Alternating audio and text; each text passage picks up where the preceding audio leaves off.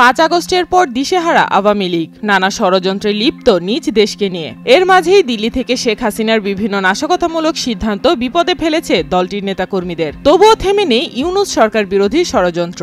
18 জানুয়ারি হরতাল ডেকেছে তারা। এদিকে গুঞ্জন রয়েছে 20 জানুয়ারি নতুন কোনো মহাপরিকল্পনা করছে ফ্যাসিস্টদের দোসররা।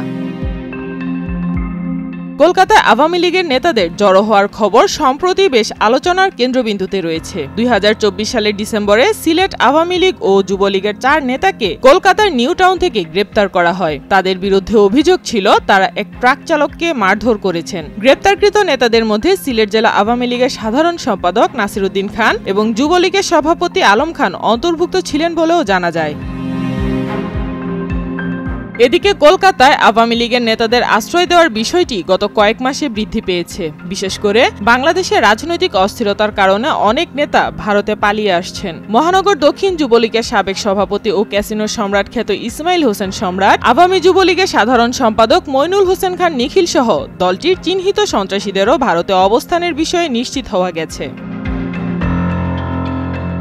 বেশ কয়েকজন সাবেক উচ্চপদস্থ পুলিশ কর্মকর্তাও রয়েছেন সেখানে। তাদের সঙ্গে আওয়ামী লীগের সাধারণ সম্পাদক ওবায়দুল কাদেরও সম্প্রতি যোগ দিয়েছেন। ওবায়দুল কাদের পশ্চিমবঙ্গে পৌঁছে ইসমাইল হোসেন সম্রাটের ফ্ল্যাটেই অবস্থান করছেন বলে জানা যায়। সাবেক মন্ত্রী ওবায়দুল কাদের সহ অন্য নেতারাও কলকাতার বিভিন্ন বিলাসবহুল আবাসনে অবস্থান করছেন। এই নেতারা সাধারণত সতর্কতা অবলম্বন করছেন বাইরে বের হওয়া এবং মোবাইল ফোন ব্যবহারের ক্ষেত্রে।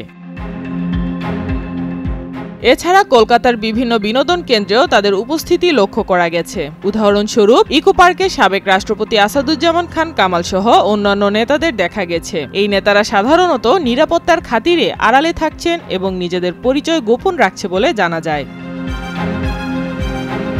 রাজারহাট নিউটনের সবচেয়ে বড় ও বিখ্যাত পার্ক ইকো পার্ক। সেখানে মনোরঞ্জনের নানা ব্যবস্থা আছে। টাকা ফেললে সিঙ্গেল কটেজও মেলে। সেপ্টেম্বরের শেষ সপ্তাহে সেই ইকো পার্কেই দেখা যায় বাংলাদেশের সাবেক স্বরাষ্ট্রমন্ত্রী আসাদুজ্জামান খান কামালকে। এছাড়া সেখানে সাবেক সংসদ সদস্য অসীম কুমার উকিল, অপু উকিল ও হাজী সেলিমের এক ছেলে ছিলেন বলে সূত্র জানিয়েছে। নিকটবর্তী সিটি সেন্টার 2 এর মাল্টি কমপ্লেক্স সিনেমা দেখতেও গেছেন আওয়ামী লীগ নেতারা।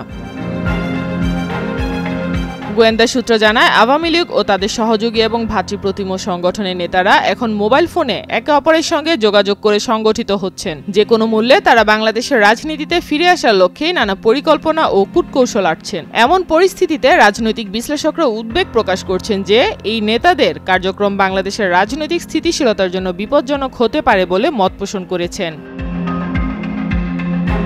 সাইমা আক্তার, নয়াদিগন্ত।